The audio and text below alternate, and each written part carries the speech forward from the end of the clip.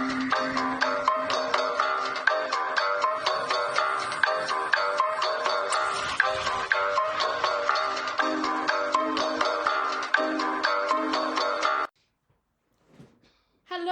Hello.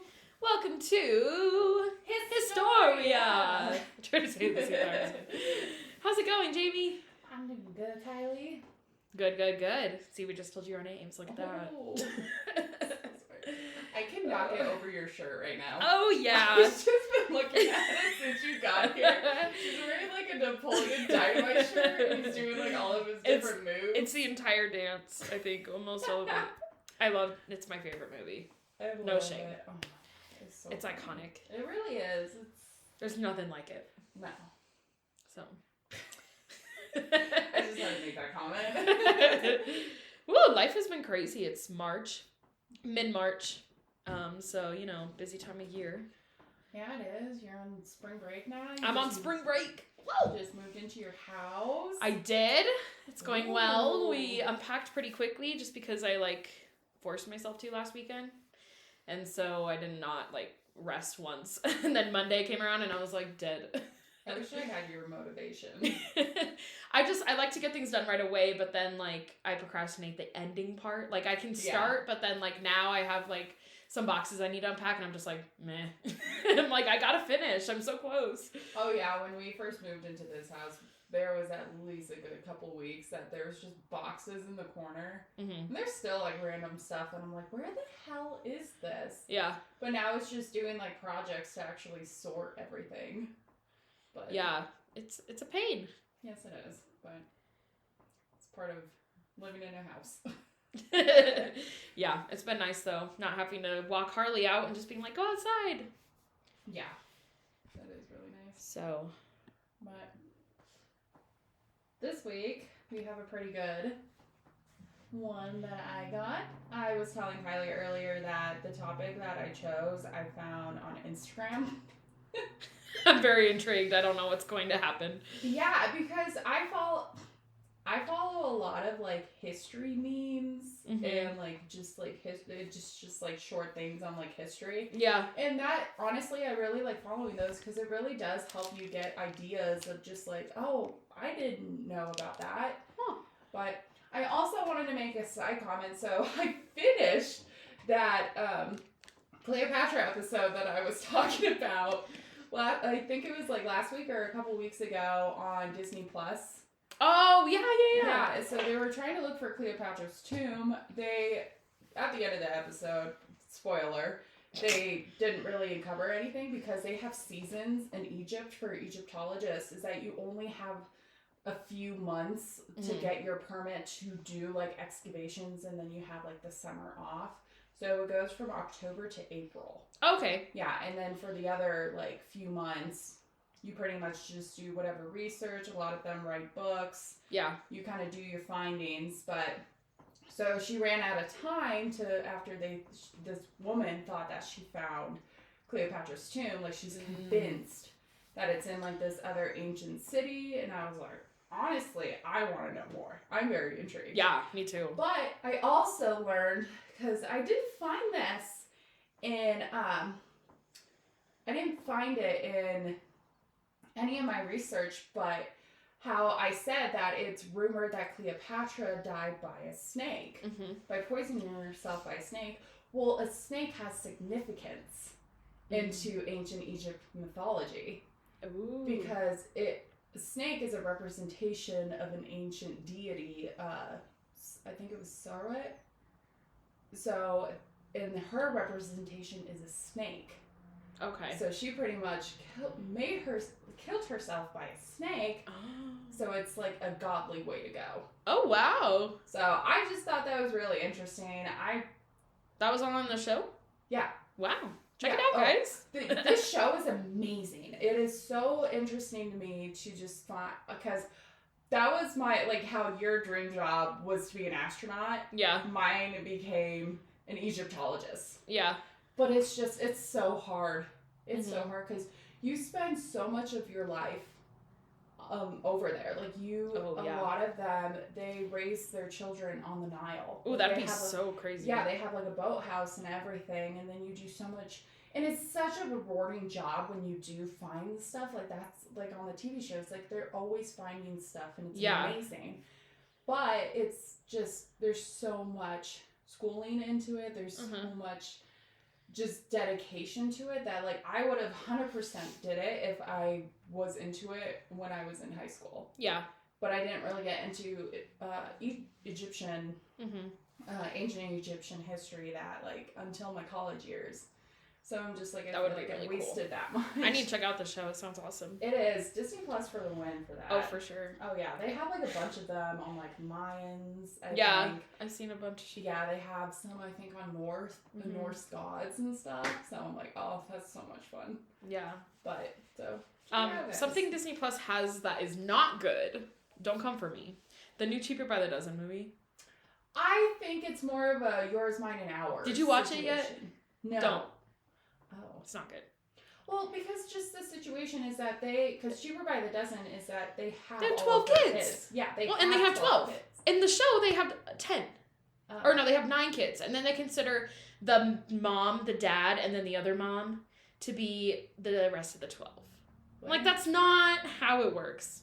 No, because that gives me your, mine, and ours. Exactly, that's what it is. But I will say it's cool that they like try to be inclusive. Like they had a girl in a wheelchair as one of the kids, and then like like they had like a Black Lives Matter sign in the window, and like they were doing different things that like I've never seen Disney do. See, that's a yours, mine, and ours. But yeah, exactly. But it's not Cheaper by the Dozen, so don't call it that. Call it something else. Yeah. It could have been yours, mine, and ours. Like, it's closer to that. I'm sorry. I'm getting passionate because I didn't have high standards. I knew it was going to be dumb. But, like, watching it was just very cringy. Yeah. It was very cringy. So, anyway, that's all I wanted to say. On the topic of Disney. But if you like the movie, love that for you. I just personally did not. I love Steve Martin, though. I know. The classics are so good. I think that's why. I watched him in that new Hulu show. I love Only Murders in the Building. Yeah. Oh my god, I love that show. I love it. I'm so excited for season 2. Yes, that show's so good. You all gotta check that one out. You guys gotta check it out. It's great, because if you love podcasts, it's about a podcast. I know, I was watching it. I was like, that's gonna be us. No, I'm just kidding. Oh, let's hope not. But yeah, you guys gotta check it out. Getting on the topic. I don't know how we're getting. Okay. But so this week we're taking it back to like 1800s. Okay. Mm-hmm. And surprisingly, it's American history, United States history. Very rare for me. I feel like we're switching roles this week. That's all I'm saying. Oh, is yours old? Mine's old. Week? Ooh. So I feel like we're switching. Yeah. I'm excited. So, the topic today is Robert Smalls. I don't know who that is at all. Let me guess. An author? No. Okay, his name sounds like an author. He is a former slave / congressman. Oh, okay. Mm-hmm. All right. Yeah, I know. Let's dive on into this one. I found this on Instagram. I love that. Which I'm very devastated that I did not learn this in either my Civil War class or my just American history class. I didn't learn about this guy. I may have, and maybe I wasn't paying attention. There's a lot of slaves at the time, It's sad, but there was. It really is, but this guy is so significant, and I'm excited to share his story because his story needs to be told. Yay! I'm excited to hear it. Mm-hmm. So, on today's episode, we are discussing a man who escaped a fate that was bound to entrap him forever, and instead took matters into his own hands by breaking from his social norm and sailing himself and others into freedom. This man who broke all odds, even with a possibility of death around every corner, was a former slave and congressman, Robert Smalls. Can I just make a comment? Yeah. Jamie is reading off a computer. I know. Usually she has her notebook. This is weird. I know, because I was writing stuff, and honestly the only reason I didn't write it in my notebook was that my hand was getting annoyed. Because I'm left-handed. Yeah. So, like, every time I was trying to write the notes, like, the paper kept flopping onto my hand. Yeah. Because I couldn't really, like, I don't have the hand to, like, hold the paper down. Oh, yeah. So I was getting really frustrated. So now I was just like, fuck it. I'm just going to write on my laptop. Oh, my God. What a shock. I know. I'm sad, but... I just wanted you all to know that. All right, let's dive into Robert Smalls. Right. You may not know who this man was. Never taught about him in high school or any schooling at that. But his story is just as important as all others during the Civil War. Before discussing the wild story of Robert, we need to discuss a little backstory that gives foundation to the beginning of this man's life. Mm-hmm. As all my stories do, we gotta have backstory. Oh, yeah. Slavery. Dun, dun, dun. An act of enslaving people against their will, and today's topic of slavery is located in the South region of the United States, because slavery, as you people know, is all over the world. It wasn't just in the United States South. Right. It's everywhere. Everybody can be enslaved. It's not just the color of your skin, but in this case today, it is pretty much this color of your skin based. Gotcha. So, yeah, we're going down to the South. The peak time of slavery in the South United States consisted of people of African descent forced over and put into households of white individuals. Mm-hmm. This place that people would be brought to were plantations. Ooh. Large farms. Large farms. I teach that. Plantations are large farms. Plantations consisted of the main home where the slaveholders would live. Honestly, plantation homes are beautiful. They are. I would never live in one. Right. Because they are hella haunted. Oh, yeah. And I don't want that bad voodoo on me.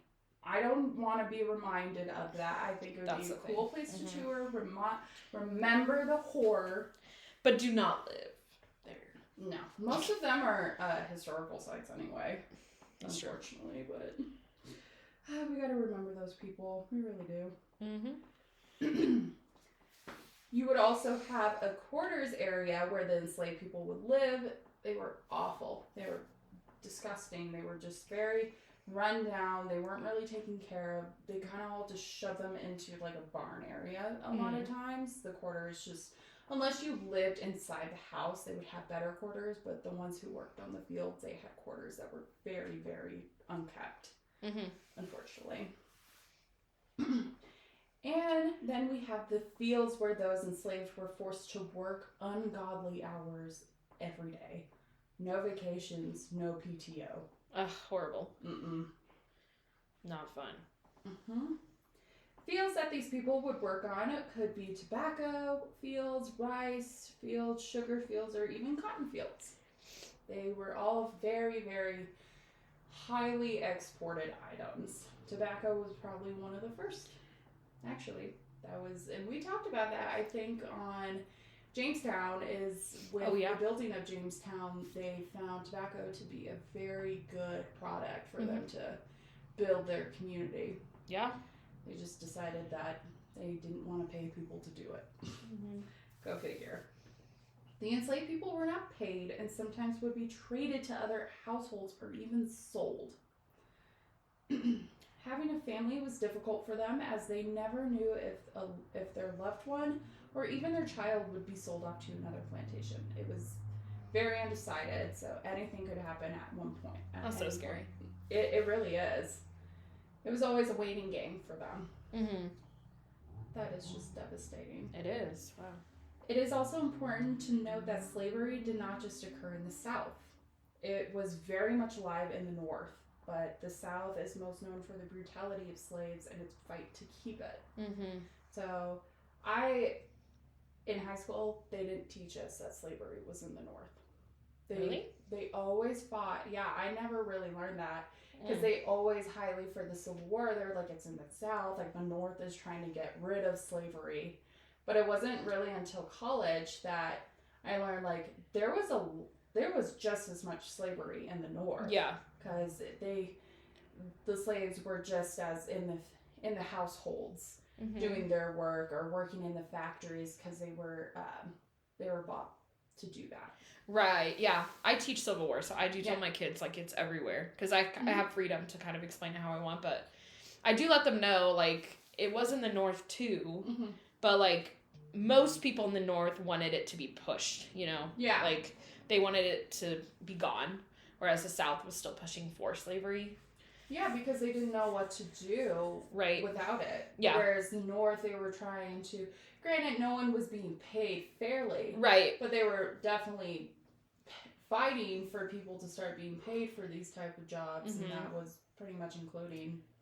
It doesn't matter about their skin color. Right. But it was still very much alive until 1865. The South just needed it more because of how much the North had. Like, they had, like, warehouses and they could pay more, some people. Well, for the South, the fields were a hard-working job, and no one wanted to do that job. Right. Because that's you're going to get sunburned, you're going to be exhausted, you could definitely just tear, like, lint. Like, you could get seriously hurt. Oh, yeah, for sure. Not good. Yeah. Oof. So doing that pretty much 7 days a week for 15, 16 hours from sunrise to sunset, maybe even after, it's just, no one wants to work that. Right. So they knew that having slaves to do that was... Get the job done. Yes.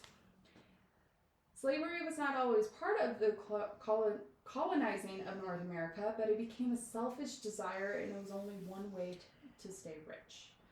I am not talking today about the slave trade, believe me. I just wanted to give you background. Yeah. But to understand Robert Smalls, it's important to know where his family came from and his upbringing. Hope was on enslaved people's mind when war broke out in the United States. This war would put brother against brother and divide the country in two. This war, of course, was a civil war. Very devastating. Lots of lives lost. Now that we are somewhat caught up, let's get on to the story of Mr. Smalls. Starting from the top, Robert Smalls was born April 5th, 1839 in Beaufort, South Carolina. His mother, Lydia Polite, was a woman who was enslaved by being taken from the Sea Islands from the age of 9. So oh, wow. She was just taken. So she was kidnapped and forced into slavery. She grew up on the fields of the McKee household and would eventually go from the fields to working into the house. This is a secure position for a lot of slaves. Slavery, no matter what, was fucked up and it sucked.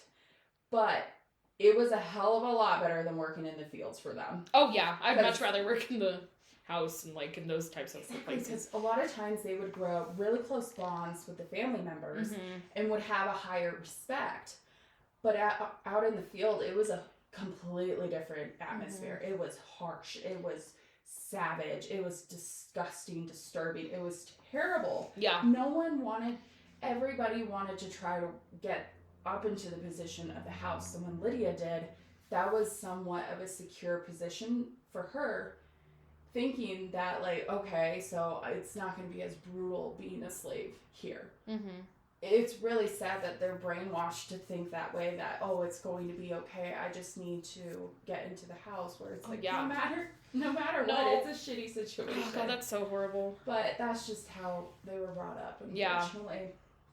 This is a slave's dream, to be working in the house. It's less work intensive, and the brutality is not as extreme as working out in the fields. But Lydia was she was content. Robert's father is unknown, but it is rumored that the man of the house, John McKee, or his son, Henry McKee, could very well be his father. It was never determined, I'm like, ooh, that would be a really interesting... I mean, I'm sure that happened a lot. Oh, hell yeah. That happened almost every single slave child was. Right. Yeah. Part of the slave owner. And disgusting, yeah.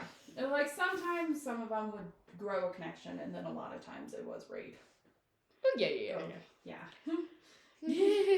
Uncomfortable. Yes. It is also noted that it could have been the plantation manager, Patrick Smalls, who my assumption is where he got his last name from. So I think Lydia, it could have been John or Henry's.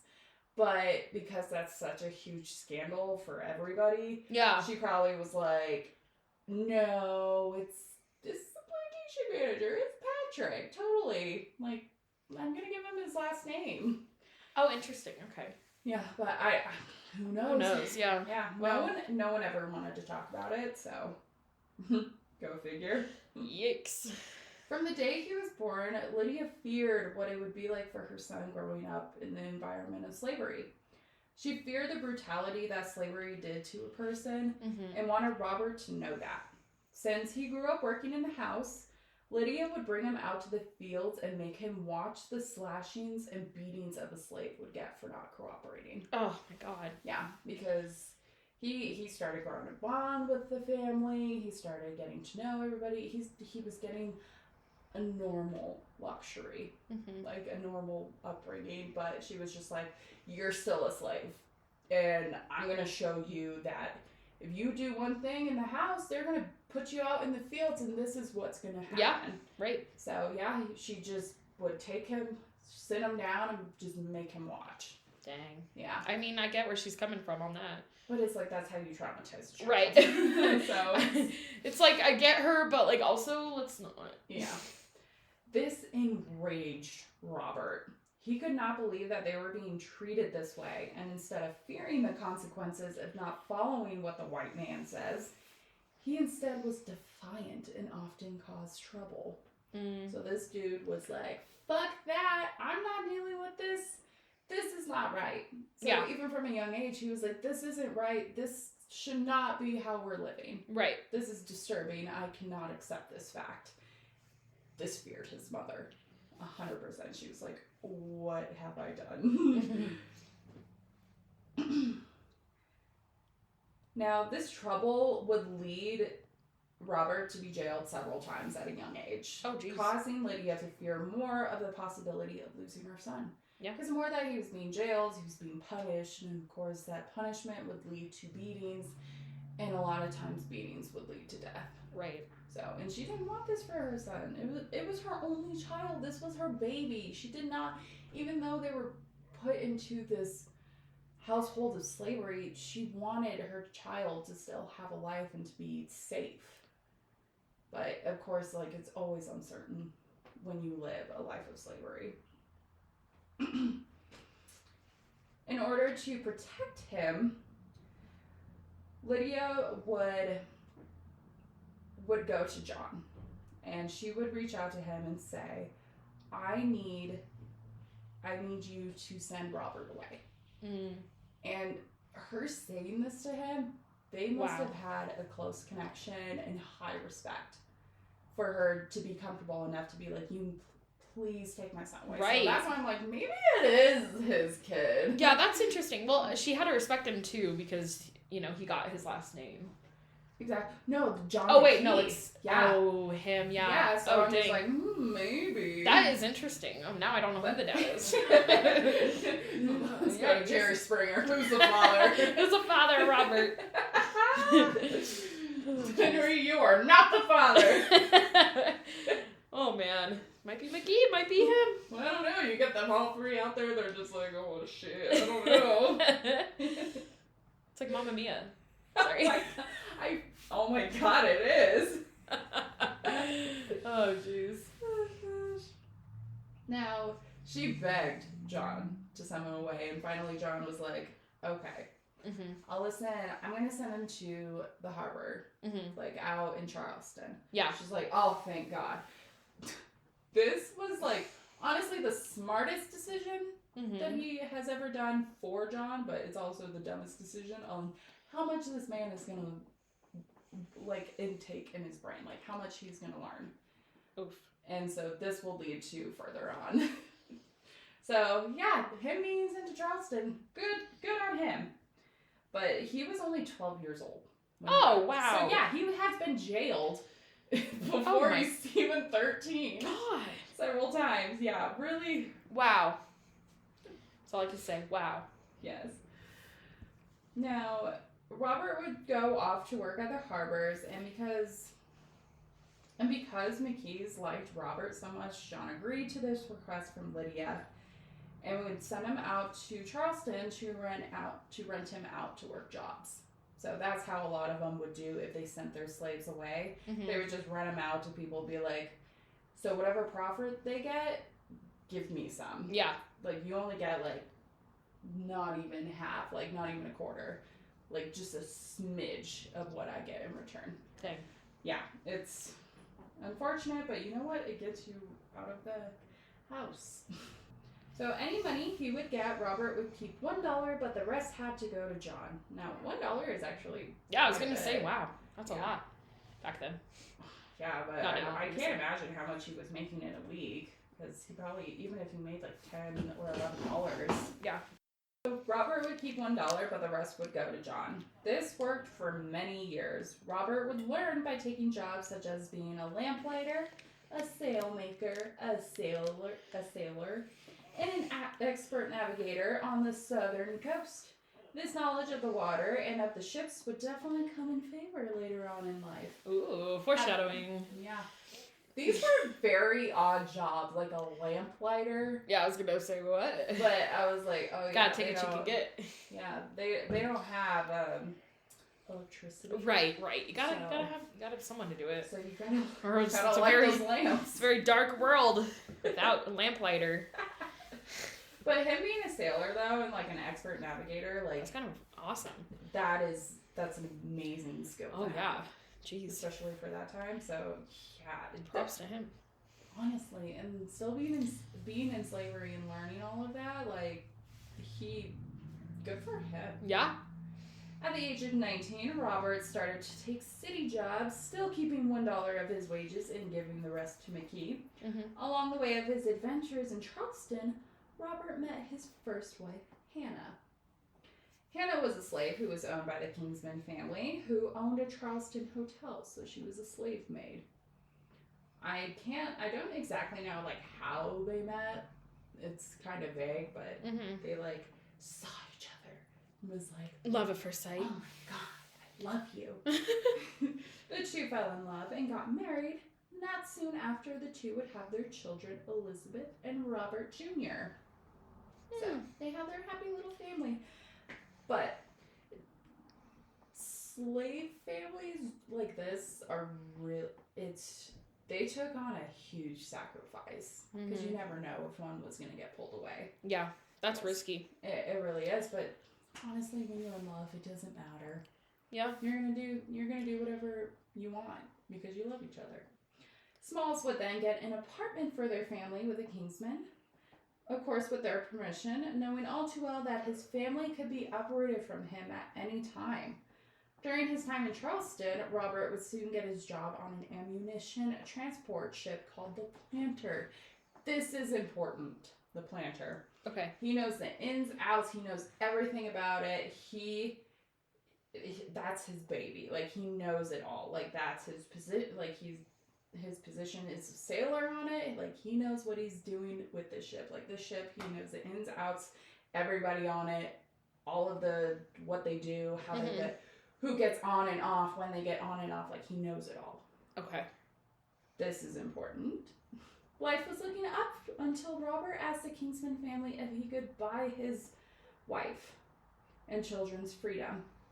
They agreed, but it would come at a heavy cost. Oh no. The cost would be $800.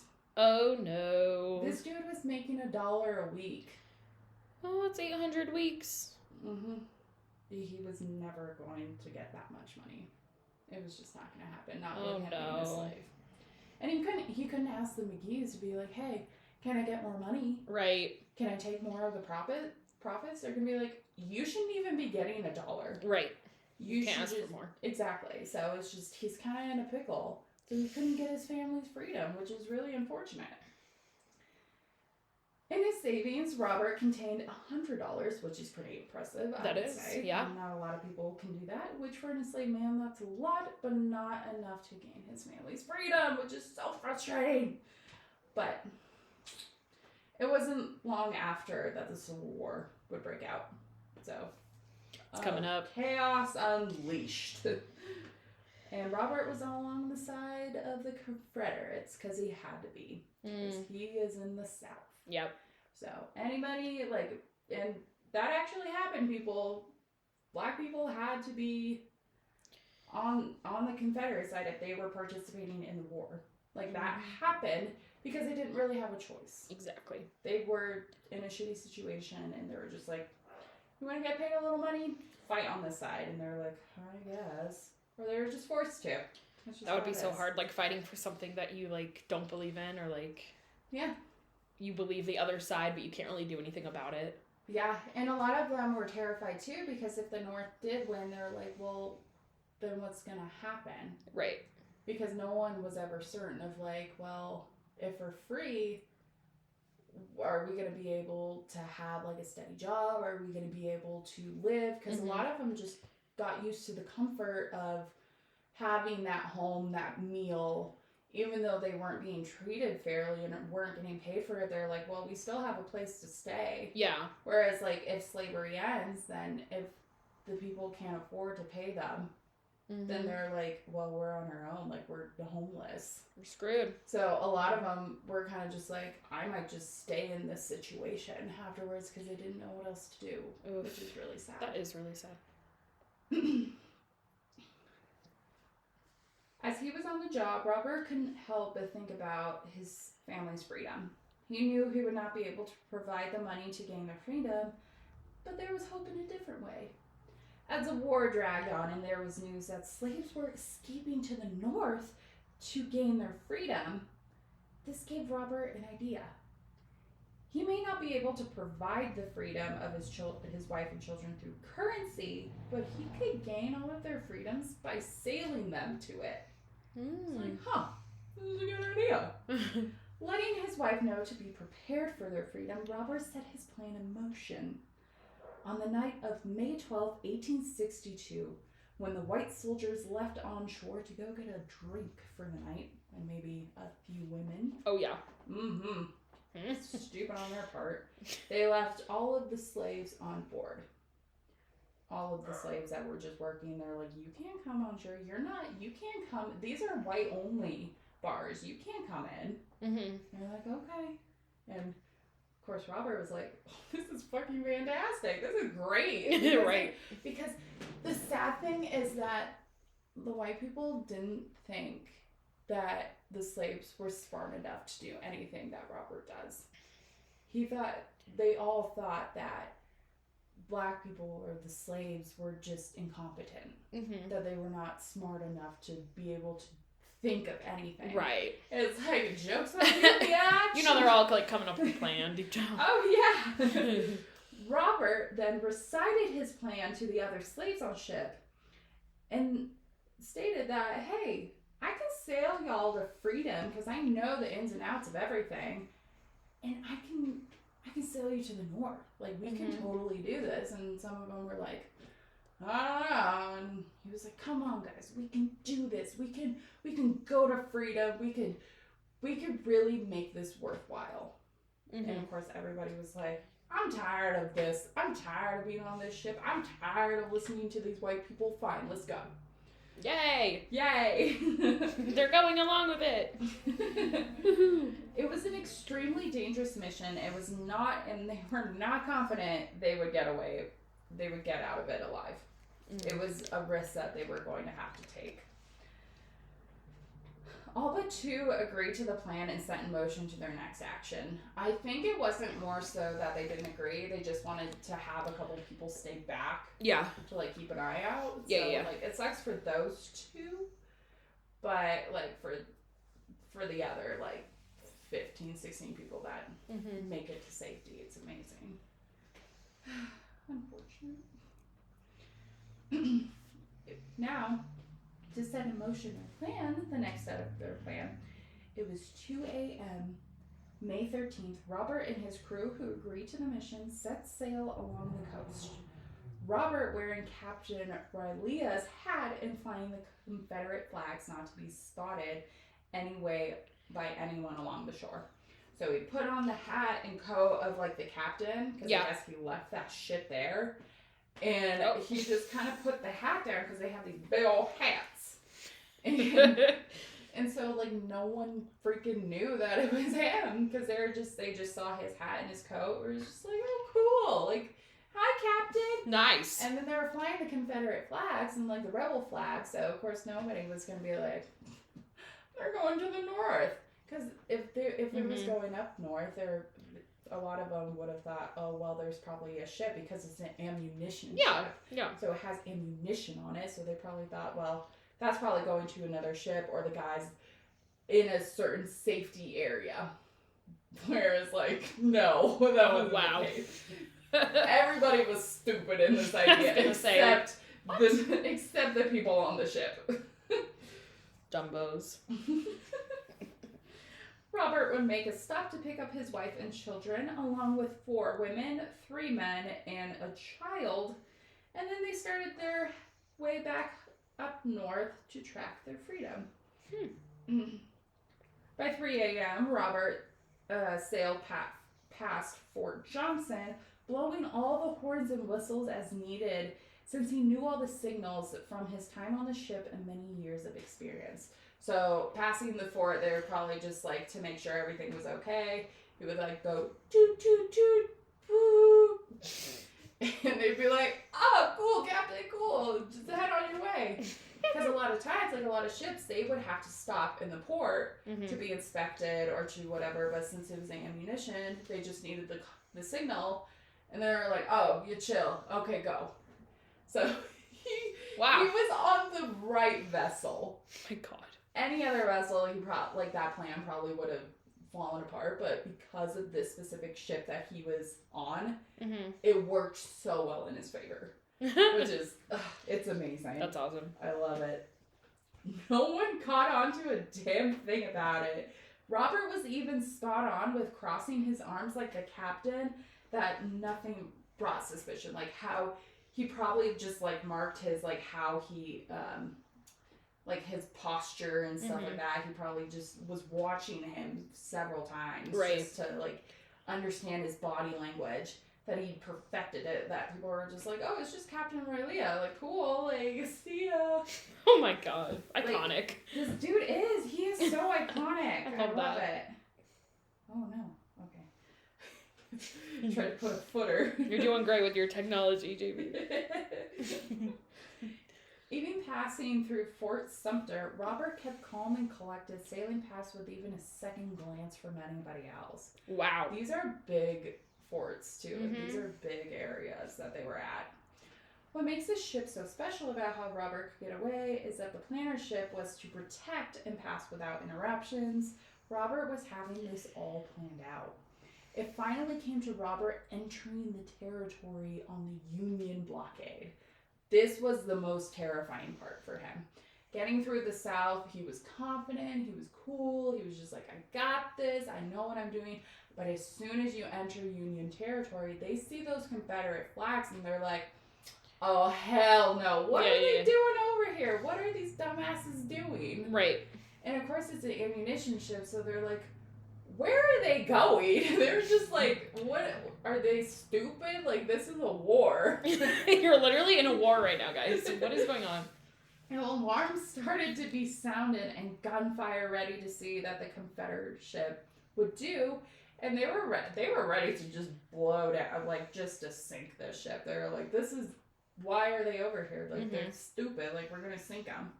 Robert then instructed his wife and the others to take down the Confederate flags and to put up a white banner flag stating their surrender. So that's, like, the iconic symbol of just, like, I'm done. Yeah. I'm not going to do anything. Union soldiers were waiting to see white Confederate soldiers as the boat was, like, passing by, waiting to fire at them, but instead saw a group of black individuals, so just slaves. They were just like, what? Now, Robert approached and said, good morning, sir. I brought you some of the old United States guns, sir. Like, that's literally a quote that he said. Oh my God. So he just came up and was like, hey, dude, I brought you some guns. Like, are we good? Oh, that is funny. And of course, like, all the Union soldiers are like, who is this guy? Like, Mike, do you know him? Mike. No, never met him. He and the rest of the passengers came out of the ship into new freedom, and from there on out in the war, Robert actually became a spokesperson from freedom of slavery. Wow. Yeah, so he just started promoting like, hey, let's get rid of slavery. Like, Freedom. This is fucked up. Like, I grew up in it. I've seen how bad it is. Mm-hmm. I freaking sailed my ass and other people like in the treacherous waters and area of the South, and I think we all need to do that. Like, this is bad. And everybody was like, oh my god, he's fantastic. I love him. And of course, yeah, some people are like, oh my god, really? How did he get away with that? Ew. Now, with this newfound freedom, a bill was passed that would give Roberts $1,500 towards bringing the Confederate weapons to the Union. This money Roberts would put towards any taxes from the McKees that he owed. Oh, wow. So, anything back, he was just like, I'm still going to do it. Now, on the other side of the pond, the Confederates were pissed. They're like, how did we get... Why? How? Why did you let... Of course, he's probably screaming. They're probably screaming at Captain Riley, like, what the fuck happened? Mm-hmm. And he was just like, I don't even know. IDK, LOL. Yeah, he was like... They were so mad at Robert that they even put a $4,000 bounty on his head. And it's like... Oh my god.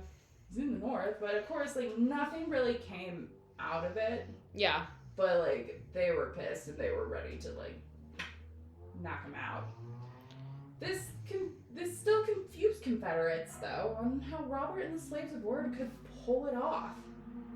Possibly, their small minds could not believe that these people were smart and knew from experience how to pull off the perfect heist. They're like, I don't know how this could have happened. Like, they had to have, like, a white man on board to help them. They're so... I cannot believe that. They're so fucking stupid, but, you know, that's what your freaking one-sided blind side exactly. gets, you know? Yeah. So, it's like, you were outsmarted. Just accept that fact. Right. Wow. Get over it. Yeah. Robert, for the remainder of the war, would become a hero in slaves' and freemen's eyes, and Robert continued to speak out to the brutality of slavery. You would think his acts of heresy and amazement would stop there, but Robert only strived further. This is not the end of his story, believe it or not. There's a lot more to him. A year before the end of the war, in 1864, Robert would join the Republican Party he would consider himself a Republican, and he would join the Republican National Convention as a black delegate to start his political career. So we started this guy's start to political history, and oh my god, it was really hard for me to get through. I hate politics. I think, honestly, like, I don't consider myself in any party. Yeah. I think it's fucking stupid, but Same, to each their own, I guess. I think our whole system's stupid and fucked up, but to each their own. It wasn't even supposed to be a party system, but they decided. Whatever. I'm not here. Anyway, politics is boring. Politics. It sucks. Here we go. But this guy, he tried so hard. Yeah. He tried so hard, and I give him that. But definitely the Republican Party and the Democrat Party have changed so much. Oh, yeah. Yeah, it was because the Republicans were the ones who were going against slavery, right? Whereas the Democrats weren't, and then now it's like kind of opposite, right? Because it's like now we have one party that's for like human rights and like really pushes for that, while the other party's kind of like we all have to be the same. Anyway, we're not getting political here. We're not mentioning what party's what. Oh god, we're gonna make people mad. Just kidding. Whatever, I don't even care. Me neither. Politics suck. Yeah. Even experiencing being pulled from a white streetcar in 1867, Robert staged a boycott in the streetcars, which would then create the segregated streetcar. Still not wonderful, but better. The fuck? I just got a text message saying that McDonald's is preparing my order. What? I didn't order McDonald's. I'm keeping this in. It's iconic. What? Did James? Oh no, I think it's like a stupid. I think it's just spam. A spam. McDonald's is preparing your order. I don't eat McDonald's.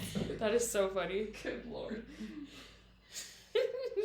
Okay, so segregated streetcars. Okay, back to the slavery. So before this, no black man or black person could go into any streetcar because it wasn't even segregated. It was just like only white people could ride them. Yeah. And so he just sat in and boycotted. It was like, bitches, do something about it. And they're like, okay, segregated. Like, white people go in this one, black people go in this one. Not the best.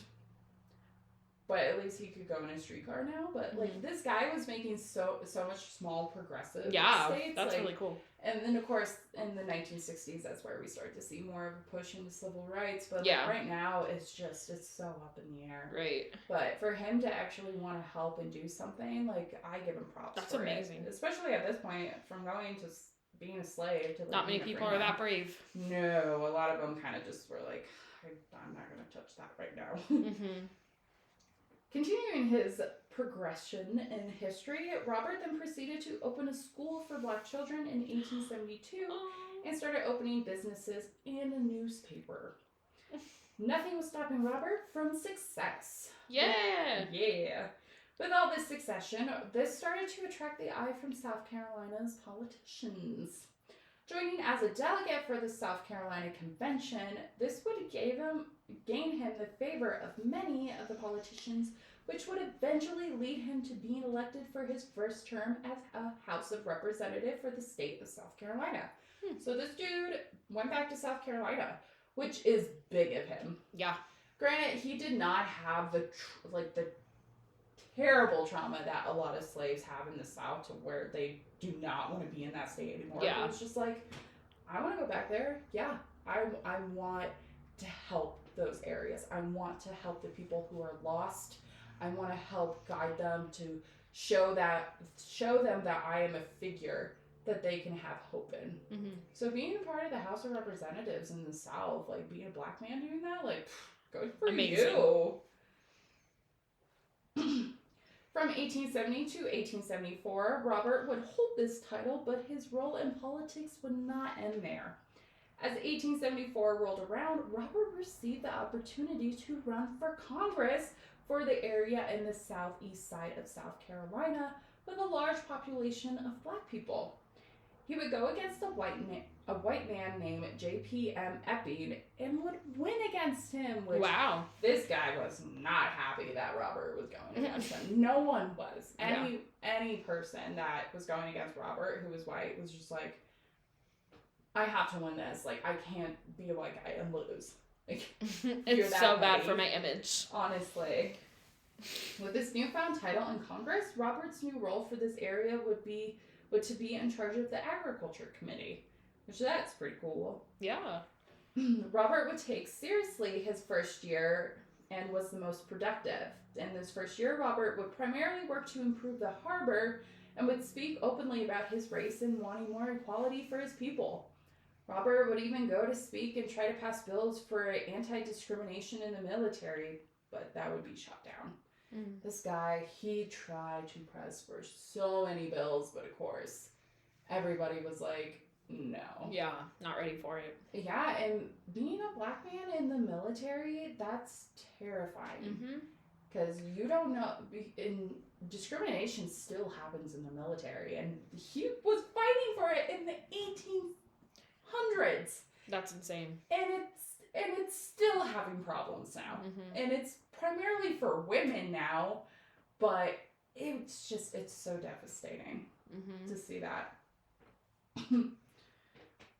Being part of Congress was not all exciting for Robert at that time. Sometimes joining meetings, he would be threatened and chastised because of the color of his skin. This hate, though, didn't prevent him from achieving the change that he wanted for his country. At one point, Roberts was jailed for being accused of accepting a bribe while on the chair of the printing committee. But it caused an uproar that it was the Democrats who caused this false claim. That a bunch of, like, the higher people, like, some of the people on the seats in, like, the Senate and the House of Representatives, like, the Democrats were like, oh, yeah, he totally, like, accepted bribe, blah, blah, blah, blah. And he got arrested for it. And he's like, are you fucking kidding me right now? Like, no, I'm trying to do good for this country. I'm not trying to be corrupt like a bunch of y'all. Right. My God. Here we are. Damn. This got me worked up. Now, he was only in jail for 3 days, but after this debacle, Roberts would go back to his position in Congress, even when losing to a Democrat. Mm-hmm. So the Democrats were started to further push themselves into the House and the Senate. Like, they started to win more elections, and this was causing a lot more white supremacists. Mm-hmm. So this was a big threat for him, because he was just like, they're going to turn down everything that I want good for a change. Yeah. Because, of course, how this stupid society works is that we're not a true democracy. Mm-hmm. Because a true democracy, everybody involved would make the decision for these certain types of bills and stuff. But for our capitalist democracy thing, whatever we are, it's the House and the Senate that make these decisions. Yeah. They are the ones who make, like, yes, we'll go through with this, or no, we won't go through with it. Mm-hmm. It's not the majority of people. It's just whoever we voted for, quote unquote. So, whatever. Gotta love it. Yeah. Now, this did not stop Roberts from keeping himself in politics. He kept going. He was just like, I'm not gonna let this whole claim of me get the best of me. Like, he even took this to the Supreme Court. Yeah. To, like, get this, because he was just like, I still want to be a part of Congress. Like, I still want to be and help this country. And it would go on for years, like, this whole thing. But he eventually would step back and then just stay back to his agriculture committee. He was like, I'm going to stay this normal route. And for years, Democrats would not stop getting Robert to try and get him out of his chair in Congress. Mm-hmm. But he managed to stay in it for a while. Now, some of his bills to pass was to give pension to a widow of a Union soldier who helped Black people during the war. This was vetoed by President Cleveland. Of course. Robert did not stop there. Robert would then go on to set a bill that would provide relief funds to farmers that lost their crops in South Carolina due to a flood. This was vetoed again by Democrats. Yeah. But he still fought to get bills passed. By 1888, Robert was tired of his losses. He was like, every one that I try to put in to get help just isn't working. So he decided, it really is. So he decided to give his chair up to a younger man. He was just like, I'm done being in Congress. Mm-hmm. It's not helping. This did not stop Robert, though. In 1890, Robert was at the Republic Convention and would try to get back into the Senate and House, but would end up not getting into the positions, unfortunately. And more despair, Hannah would die in 1883. No! Yeah, they were together for a while. Yeah, that is a long time. Yeah. But Robert wouldn't leave his heart alone for too long. By 1890, Robert would marry a woman named Annie Higgs, and together they would have a son. Aww. Unfortunately, their marriage would not last long, as she died in 1895. No! Yeah. So I don't want them to die. I mean, he was getting up there in age. How old is... Oh, he's like... Wait. He was about like 60-something. Yeah. No, wait. What year was... No. He was born in like 18... 1839. 1839? 1839. He died in 1950. Wow. 75? No, that's wrong. 76. Yeah, so he was old. He was older.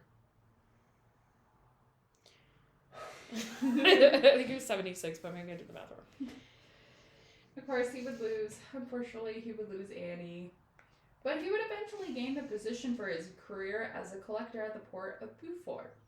So he would go back to the harbor, kind of enjoy his time, just living his life, raising his children, doing whatever. Because he has his 2 kids from his first marriage, and they're probably grown-ass adults now, doing their own thing. And then he has his small child who honestly, he lost his mom at like 5, and then he lost his dad at like barely 20. Oh, wow. Which is really sad. That is sad. But like, he had him at an old age. Like, he was old when he had his last son. Now, Robert would stay in this position until 1913, when the House became mostly Democratic and forced him to step down. They were like, dude, just retire. Mm-hmm. Like, you're done. You're done, bud. He was like, why you gotta hate on me? Like, I'm just trying to do my damn job. Right. They're like, dude, just cut your losses. So after stepping down, Robert would take the last 2 years of his life stepping away from politics. And on February 22nd, 1915, Robert Smalls would die of natural causes in his home in Beaufort, South Carolina. Robert Smalls was a man that spoke his truth and took his fate to his own hands by hijacking a ship, sailing to freedom, then progressing his way to Congress. Though he had plenty of failures in trying to get bills passed and had lots of hatred by the Democrats, Robert still continued to press equality into the United States and did so until his last years of his life. Aww. So, that one. What a guy. He really was. Like, he did the damn thing. He did not give up. I love him. Yeah. But, yeah, that one wasn't, I'd never heard of him before. Yeah. I thought that was very interesting. He was very, I feel bad that he tried to push for so many good bills that would do a lot for people. And just because these Democrats were so fucking petty because of the color of his skin, they're like, no. That's so horrible. No. It's like if a white guy was in his position, you probably would have been a little bit more accepting of it, which is unfortunate. Yep. It's the truth, though. Him getting on Congress, though, so early after slavery, like, that's fucking amazing. Because he really did. He really pushed, though. But he was smart. He was a smart man. But I think he just learned being away from the plantation. Yeah. He didn't want anyone to go through it and wanted a better life for himself and others. What a guy. I love him. I'm glad you chose this one. I did too. I was really excited, so. I do want to get into doing more like Civil War. Yeah. Because there's so many independent stories. Right. But, there's just so much. There is a lot. If you guys have any recommendations of people like Robert Smalls or just stuff that was influential in the Civil War, the Mexican-American War, or even the Revolutionary War. Like, if you guys have, or maybe even just like tips between the French and the Americans, like, or even against the Spanish and French, like, I don't know. Just any stories. Yeah. Or anyone like you want us to cover. Yeah, like on North America, like if you have like any just like weird stories of people that you've just never heard of, that you've heard of, but I probably have never heard of. Yeah. There's probably a lot in U.S. history I've never heard of. But I'm interested because I'm always looking to dig deeper into new things. Like, there's definitely a lot of times where I want to cover topics that like I've researched, but I love learning new things because it's always fascinating. I do too. It's awesome. Yay! So thank you for joining us this week. We really appreciate it. Yes, we do. Where can you find us? Try not to burp. Okay. You can find us on Facebook, Instagram, TikTok. I think that's it. Story of the podcast. Am I missing something? Oh, yes, that. You can send us an email at historyofthepodcast@gmail.com. So that's if you like have any ideas for episodes that you want us to talk about, or maybe you just have a story that's interesting, like maybe your relative was a slave, that kind of thing. So that would be very fascinating. I always like hearing those stories. I do too. It makes me really sad, but it's just like, your family persevered, like, oh yeah, for you. Yeah. So if you guys have any personal stories, we'd love to hear them, and we'd love to cover any topics that you are really passionate about. Yeah. So let us know. Thank you for joining us this week. Stay tuned for a big, big one next week. The next few weeks are going to be covering something very big and exciting. I don't know what it is. I think people are going to enjoy it. So. Ooh, fun. Yeah. Yay. Okay. Bye.